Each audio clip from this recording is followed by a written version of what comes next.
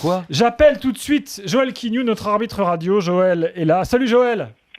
Bonjour, bonsoir Gilbert, bonsoir à tous. Joël, je vais te raconter une histoire et on a besoin de tes lumières. L'attaquant de Toulouse, Tongo Doumbia, a été arrêté à Toulouse il y a quelques jours de cela pour avoir conduit en excès de vitesse. C'est juste la 7e fois qu'il est arrêté par la police à Toulouse en excès de vitesse. Pas de permis, pas d'assurance. Rappelons qu'en février dernier, il a été responsable d'un accident sous l'emprise de l'alcool. Il a été condamné avec un bracelet électronique. Là, ça dépend un petit peu de l'arbitre, de celui qui fait le contrôle. Bon, en général, les arbitres sont attentifs, parce qu'on sait qu'on peut pas porter, par exemple, une bague, tout ce qui peut être quelque chose de dangereux, en tout cas, qui peut amener un danger pendant le match. Mais je sais pas si un bracelet électronique, c'est vrai qu'en principe, on le porte au poignet, mais il me semble que des fois, on peut aussi le porter à la cheville. À la cheville. Ah, à la cheville. Bon, à la cheville, c'est quand même... T'es pas ceux qui veulent finir sur les bracelets électroniques. On voit que t'en as jamais porté. Non.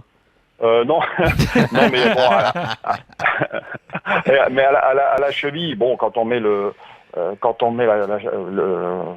bas par-dessus, on voit pas trop. Et dans ta carrière, tu n'as jamais été confronté à ce cas. Mais si je peux dire une chose, sous l'autorité de Joël Quignou, le règlement de la tenue du joueur est très détaillé dans les règlements FIFA, il s'applique dans tous les pays, dans le monde entier. Et pour avoir la possibilité de jouer avec un bracelet électronique autour de la cheville, parce qu'on a regardé ça, c'est quand même pas un bracelet très fin, c'est assez gros.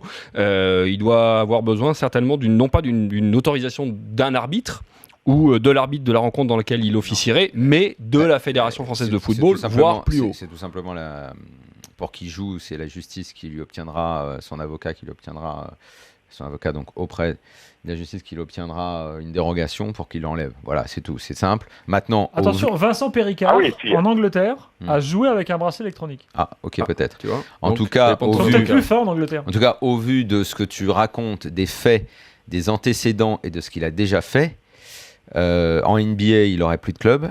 Et si j'étais Sadran, je le mets dehors. Ce qu'il a fait est absolument scandaleux. Il a provoqué des accidents. Il met la vie, quand tu conduis sans permis et sans assurance, tu mets la vie des gens en danger. C'est inadmissible. On ne devrait pas se poser la question de savoir s'il va jouer ou pas avec bracelet électronique. Il devrait être viré. C'est ton point de vue. Alors le club peut te dire ça n'a rien à voir avec le football. C'est sa vie en dehors. Moi, si j'ai un club, j'ai un code éthique. Exactement comme toi dans ton entreprise. La NBA, il serait viré. Exactement comme toi dans ton entreprise, tu as un code éthique. La NBA qui devrait nous inspirer sur plein d'aspects, pas que la NBA d'ailleurs. L'homme des instances est là pour nous le rappeler, l'homme des règlements.